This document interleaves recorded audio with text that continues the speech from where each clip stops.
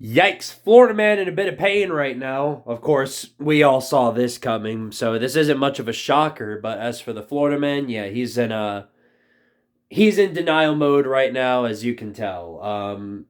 This game has been pretty interesting so far. Of course, we knew that going into it with Cam Rising not starting, that it is going to be a bit of an interesting game going on here. But the way things are playing out right now it was interesting for a while. I thought Utah was going to run away with it instantly when Barnes made that big throw to start out the game for a touchdown. They went up 7-0.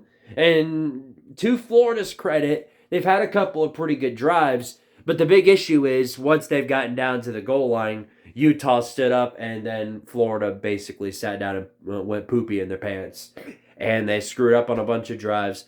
And even they got really close to scoring on a lot of their drives, but all they managed to put up was a measly 3 points. So my thoughts. Well, this tells me everything I need to know, kind of about what Graham Mertz is going to look like at Florida. He's not really good at running the ball. Pass protection wise, Florida just can't really stack up to Utah's defensive line. Graham Mertz has been getting sacked. I think he got sacked like 3 times already.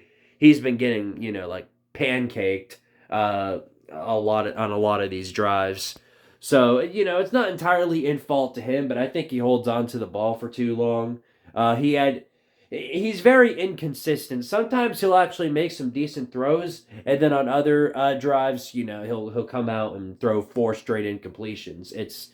It's weird how it works with him. I mean, maybe things play out a little bit differently on the next drives that we have, because it's only the half, so I don't really know. But the way things are playing out right now, it's looking like Utah's going to run away with it. Without Florida having home field advantage, it's going to be a whole lot rougher for them to kind of roll back into the swing of things. They're down 14 right now, and I think Utah gets the ball at half, so that means if they score right there, Florida's going to be in quite a lot of trouble. So, in my humble opinion, it's not looking good for the Gators. Not looking good for the Florida man. But what do I know? What do I know? I'm a Tennessee fan. Florida owns Tennessee, sweetheart. They owned us last year, and he probably won't own us this year either. But we'll see. We'll see. Yeah, things change. I'll be back at the. A lot of the other games going on. Most of them are blowouts. Not really worth watching. Nebraska, Minnesota. What in the world is going on there? Minnesota only got 3 points, and those are the only points that were scored. So. I will say the Utah-Florida game, even if it is, turning into kind of a slop fest in Utah's favor, it's a whole lot better than watching whatever's going on with Nebraska and Minnesota. Been waiting to see what this Matt Rule offense is going to look like, and right now it looked like a big doodoo stinky. So a lot of things can change though. A lot of time left for both games. So I will.